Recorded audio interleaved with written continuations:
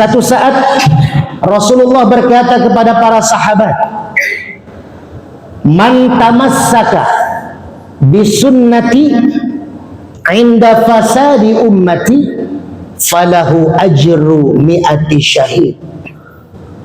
Barang siapa orang yang memegang teguh, tamassaka di sini juga bisa berarti menjalankan. Tamassaka di sini bisa berarti mengaplikasikan sunnah-sunnahku, kata Rasul, inda fasadi ummati, di saat umat-umatku yang lainnya sudah meninggalkan sunnah, di saat umat-umatku yang lainnya tidak lagi menjalankan sunnah, falahu ajru mi'ati syahid, maka umatku yang menjalankan sunnah itu akan mendapatkan ganjaran 100 orang mati syahid. Hadirin yang dirahmati Allah, sahabat protes saat itu, "Ya Rasul, ya Muhammad, kami semua sahabatmu, kami hidup bersamamu, kami berperang denganmu, ketika kami meninggal dunia kami cuma dapat pahala 1 mati syahid. Siapa yang kau ceritakan?" Kata Rasulullah, "Yang aku ceritakan adalah umat-umatku yang nanti tidak sempat bertemu dengan aku." Kita yang dibicarakan Rasulullah, kita yang diomongin oleh Rasulullah Sallallahu Alaihi Wasallam. Sahabat bertanya, "Kenapa umatmu nanti belum pernah bertemu engkau, hanya menjalankan sunnah, lalu mati mendapatkan 100 ganjaran mati syahid? Kami yang sahabatmu berperang bersamamu, maju di medan perang, terbunuh 1 mati syahid." Apa kata Rasulullah? "Kalian sahabat, kalian ikut aku berperang, kalian ikut aku dalam medan perang karena kalian mengenal aku, kalian tahu aku, sedangkan umatku nanti dia tidak mengenal aku, belum pernah bertemu aku, tapi dia cinta terhadap aku." Hadirin yang dirahmati Allah, dengan kita cinta kepada Nabi, maka akan bersama dengan Nabi di surganya kelak, insya Allah. Maka di Jumat yang sangat singkat ini, kalau kita ingin dicintai Nabi, ingin mendapat 100 ganjaran mati syahid, maka ikutilah pesan-pesan Rasulullah, jalanilah nasihat-nasihat Rasulullah. Ada 3 nasihat singkat pada Jumat kali ini. Mudah-mudahan kita bisa menjalani apa yang dipesankan oleh Rasulullah Sallallahu Alaihi Wasallam. Pesan pertama, Rasul berkata kepada seorang sahabat yang bertanya, "Nasihati aku ya Rasul," yang singkat.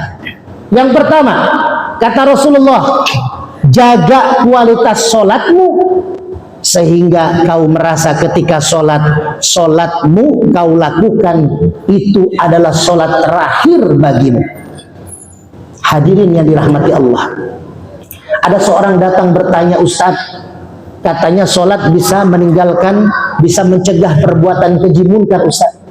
Inna sholata tanha 'anil fahsya'i wal munkar." Tapi kenapa Ustaz? Saya solat maksiat tapi terus jalan. Saya solat Ustaz rajin di masjid, tapi saya masih korupsi Ustaz. Saya masih minum minuman keras Ustaz. Saya masih berjudi Ustaz. Katanya solat bisa mencegah perbuatan keji munkar. Hadirin yang dirahmati Allah, Al-Quran pernah menyindir orang-orang solat. Di dalam surat Al-Anfal, "Wa ma kana sholatuhum indal baiti illa muka'aw wa tasbih." Solat kita di depan Ka'bah nggak diterima Allah, dianggap sebagai muka'aw wa tasbih, hanya tepokan dan siulan. Bacaan solatnya dianggap Allah sebagai siulan, gerakan solatnya dianggap oleh Allah sebagai tepukan, tidak dapat apa-apa ganjaran pahala solatnya. Kenapa? Karena solat hanya dikerjakan, tidak didirikan. Perintahnya hadirin yang dirahmati Allah, aqimis sholat, dirikan solat, bukan if'alis sholat saja. Kalau kerjakan solat, ambil air wudhu, takbir, salam, selesai, tidak ada urusan dengan solat. Itulah mengerjakan. Tapi kalau mendirikan, ketika dia ambil wudhu, lalu dia masuk masjid, dia takbir Allahu Akbar, dia membesarkan Allah. Syarat 3 rukun terpenuhi. Pertama, qauliyah, bacaannya baik. Yang kedua, fi'liyah, gerakannya jangan buru-buru. Nah, yang ketiga, qalbiyah, hatinya juga selalu kepada Allah Subhanahu wa ta'ala.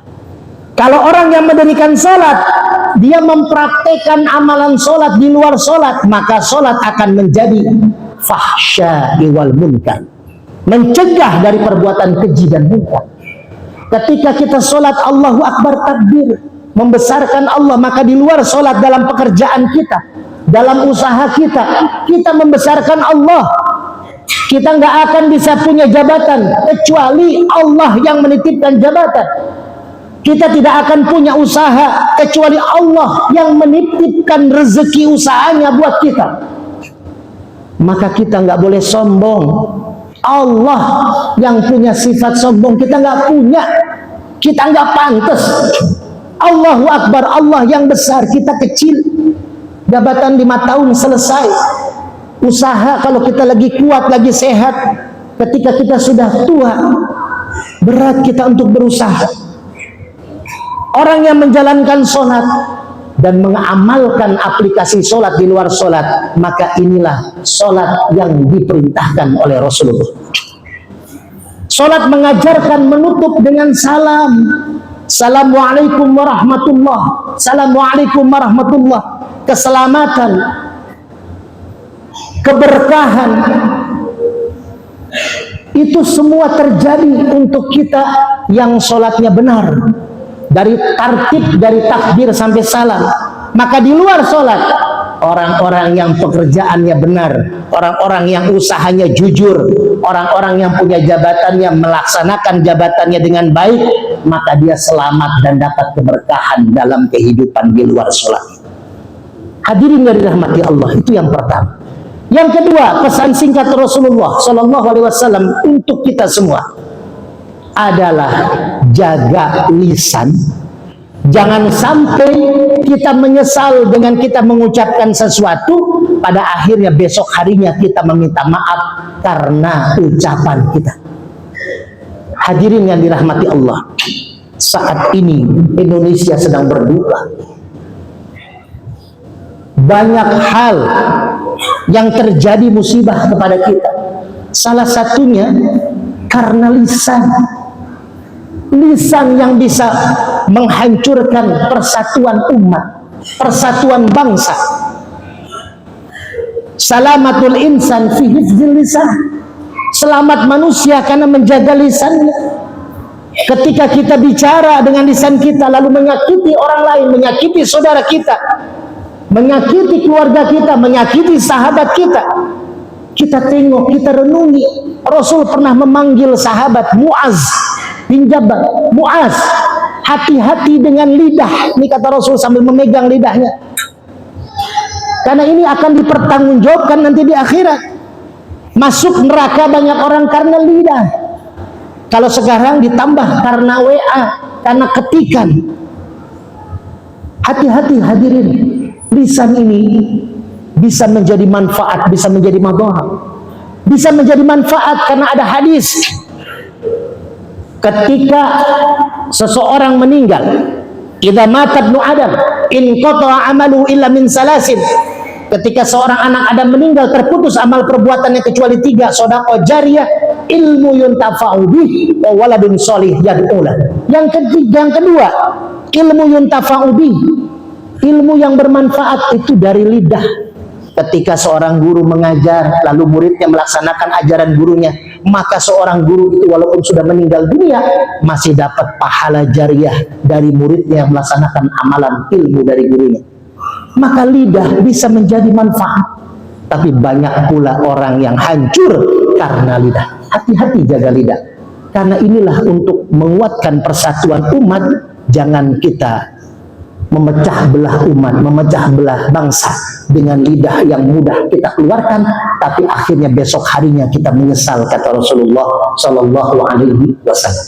Dan yang terakhir hadirin yang dirahmati Allah, pesan singkat Rasulullah, yang harus kita ikuti kalau kita ingin mendapatkan syafaatul uzma, kalau kita ingin dianggap sebagai umat Rasul, yaitu bersifatlah qanaah dan jangan kita punya sifat iri dengki terhadap sahabat saudara-saudara kita.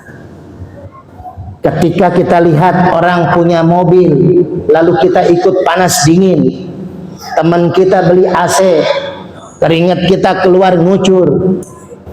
Hadirin yang dirahmati Allah, ada renungan singkat. Ada seorang petani dan istrinya. Seorang petani tiap hari ke ladang sawah. Dia berladang bersawah, lalu istrinya siang-siang datang ke sawah bawain bekal makanan. Makan nasi suami istri ini di tengah sawah. Lalu ketika mau pulang, hujan turun rintik-rintik, si suami memayungi istrinya. Istri memegang bekal.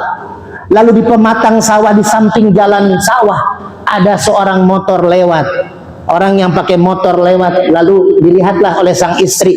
Enak ya Pak kalau kita punya motor, walaupun sampai rumah kita hujan tapi nggak bakal kuyup kita kehujanan. Lalu ketika motor ini berjalan disalip dengan mobil Kijang tahun 80, si pengendara motor bilang, duh ya Allah, enak kali kalau punya mobil walaupun mobil tua, mobil Kijang, hujan begini nggak bakal becek, nggak bakal kebasahan. Si pengendara mobil Kijang disalip oleh mobil Mercy terbaru. Lalu si pengendara mobil Kijang berkata, bergumam, ya Allah, kalau saya punya mobil Mercy terbaru enak, tidak sakit pinggang saya jalan di bebatuan seperti ini. Saya punya mobil, tapi mobil tua, sakit punggung saya. Hadirin yang dirahmati Allah, apa yang terjadi? Si pengendara mobil Mercy, dia melihat suami istri di pematang sawah berjalan sambil memayungi suami istrinya itu. Dia meneteskan air mata. Ya Allah, ya Rob, sudah berbulan-bulan saya nggak ketemu istri dan anak-anak saya karena kesibukan pekerjaan saya. Ya Allah, ya Rob, saya punya segalanya, harta saya punya, jabatan saya punya, tapi saya kurang perhatian dan kasih sayang keluarga saya. Ya Allah. Hadirin, dari kisah ini siapa yang bahagia? Tidak ada yang bahagia satupun. Si petani tidak bahagia, si pengendara motor juga, yang punya mobil juga, tidak ada satupun yang bahagia. Kenapa? Karena selalu mengukur iri dengan yang dipunyai oleh orang lain. Kita kalau melihat orang lain selalu iri. Orang itu mah kaya ya, orang itu mah punya jabatannya. Iri boleh dalam hal kebaikan dan takwa. Jangan iri ketika kita punya mobil, bersyukur. Banyak teman-teman ustadz yang kemana-mana dakwah pakai motor. Salah satunya saya ketika saya Jumatan kuliah subuh, saya ditabrak, 3 kaki saya patah karena saya mengisi kajian subuh pakai motor. Kata terapis 2 tahun baru bisa jalan, alhamdulillah 5 bulan berkat doa banyak orang saya bisa berdakwah kembali. Bersyukur kita dikasih rezeki Allah punya motor. Kenapa? Banyak orang yang kemana-mana jalan kaki. Bersyukur kita kepada Allah. Jangan pernah iri dengan yang dipunyai oleh orang lain. Sifat qanaah, bersyukur dengan apa yang sudah kita miliki. Pulang dari masjid ini, coba kita tengok malam hari istri kita ketika tidur, anak kita ketika tidur. Bayangkan wajah lelah istri kita mengurus rumah tangga. Bayangkan wajah anak kita begitu cintanya dan menunggu kita pulang kerja. Bersyukurlah dengan apa yang kita punya. Jangan pernah kita melihat apa yang orang lain punya. Hadirin yang dirahmati Allah, 3 pesan ini mudah-mudahan bisa kita renungkan, bisa kita jalankan agar kita termasuk golongan yang Rasul ingatkan, man tamassaka bisunnati inda fasadi ummati mi'atu syahid, akan mendapatkan 100 ganjaran mati syahid. Dengan apa? Menjaga kualitas sholat kita. Yang kedua, jangan pernah kita berkata yang menyakitkan orang lain. Dan yang ketiga, qanaah, jangan iri dengan apa yang dimiliki orang lain. Mudah-mudahan di Jumat yang barokah ini, di bulan kelahiran Rasulullah ini, kita semua, wabil khusus Bapak Erick Thohir, kita doakan beserta BKM Masjid At-Thohir, para donatur, para jamaah, diberikan kesehatan, keberkahan oleh Allah Subhanahu wa taala, dan kita mendapatkan syafaatul uzma di yaumil akhirat nanti sebagai umat Nabi Muhammad sallallahu alaihi wasallam. Hamil istri. Kalau kuasa Allah,